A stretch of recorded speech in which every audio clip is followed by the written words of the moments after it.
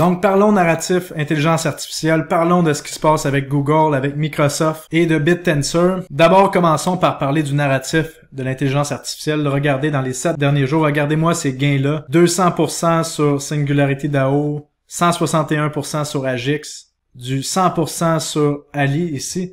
Donc, vous voyez, toutes les cryptos d'intelligence artificielle ont des chartes qui ressemblent à ça. Là. Pratiquement toutes les cryptos ont fait un x3 à x20 là, selon l'engouement et leur market cap. Et là, ce qu'il faut comprendre, c'est quoi un narratif? Ben, c'est une histoire. En réalité, lorsqu'on voit le prix d'un actif, là, comme par exemple Agix, qu'est-ce qui fait que Agix avait une valeur de 4 centimes ou de 4 sous si vous êtes au Québec le 1er janvier 2023, et là qu'on est rendu à 46 centimes? Ben, c'est la valeur perçue. Les gens se racontent une histoire que maintenant Agix vaut 46 cents.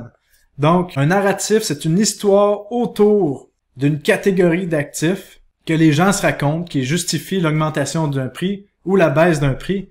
Il n'y a rien de réel là-dedans. C'est pour ça que quand on joue un narratif, il faut être prudent, il faut prendre des profits, mais aussi il faut laisser la vague se faire parce que nous, sur la chaîne et dans mon groupe Paul Crypto Recherche, que le lien est dans le bas de la description en passant, ben on a vu le narratif arriver bien avant les autres. Et là, qu'est-ce qu'il faut faire? Ben il faut laisser les gens qui arrivent en retard acheter la crypto-monnaie pour avoir ce genre de montée-là, pour qu'on puisse vendre. Donc, qu'est-ce qui arrive?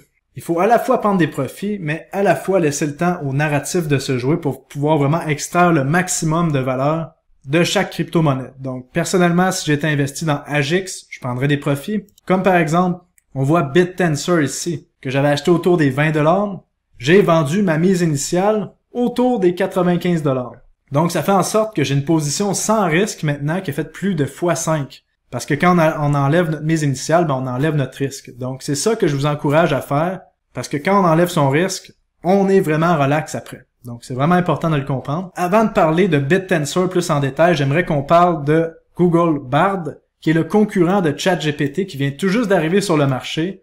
On a Microsoft avec Bing, qui vient d'arriver sur le marché. Et là, vous voyez, la guerre est lancée. Vraiment, l'intelligence artificielle, c'est là pour rester, pour exploser. Parce que rappelez-vous que ces technologies-là accélèrent. Plus un modèle apprend, plus il va apprendre vite. Comme je l'avais dit dans ma vidéo de l'intelligence artificielle, avant, ça pouvait prendre des semaines pour un logiciel d'IA pour apprendre c'est quoi la lettre A. Et maintenant, ça se fait en une fraction de seconde. Donc, ça va accélérer ces technologies-là et on voit que tous les géants embarquent dans le bateau. Et là, qu'est-ce qui est génial? C'est que vous comprenez, il y a certaines crypto-monnaies qu'habituellement, il faut qu'on leur trouve une utilité à leur token. Il faut qu'on trouve une utilité à une blockchain. Mais avec l'intelligence artificielle, c'est clair, l'utilité est déjà là. Et même, on n'a même pas encore compris à quel point ça va être utile. Ça dépasse encore notre imagination. Même le CEO de OpenAI, Sam Altman, nous a dit que si vous pensez que vous comprenez c'est quoi l'intelligence artificielle, mais c'est que vous avez rien compris. Puis ce gars-là il est à des années-lumière de moi et de la population en général, parce que c'est lui qui a créé ChatGPT. Puis, s'il a créé ChatGPT, ça veut dire qu'il fait des années qu'il a compris ça allait être quoi ChatGPT, donc ses prochains projets sont à des années-lumière de notre compréhension. Donc, nous, on doit être des élèves de l'intelligence artificielle et d'essayer de comprendre qu'est-ce qui s'en vient.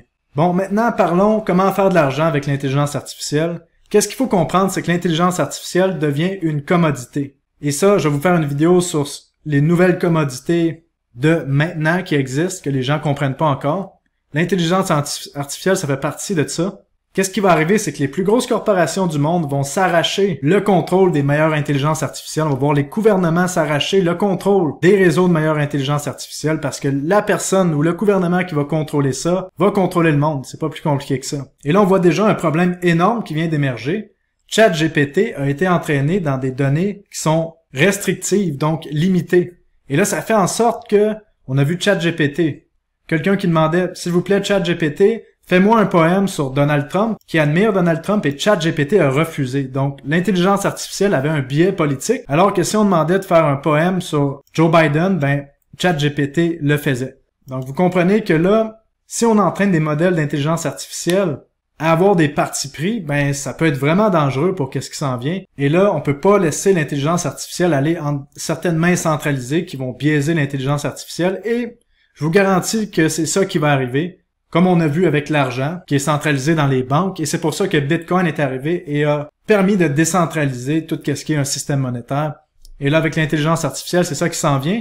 Et on va voir comment est-ce qu'on peut investir là-dedans pour en bénéficier. Bon, la première chose dans laquelle on peut investir pour bénéficier de l'intelligence artificielle qui ne fait que commencer aux yeux du public, ben c'est d'investir dans des technologies d'infrastructure, comme on voit ChatGPT, qui a acheté pour des milliards de dollars de cartes graphiques pour pouvoir faire fonctionner l'intelligence artificielle. Et ça, quand vous êtes dans l'infrastructure, ben il y a moins de chances d'avoir de volatilité de prix parce que le truc est utilisé jour après jour après jour.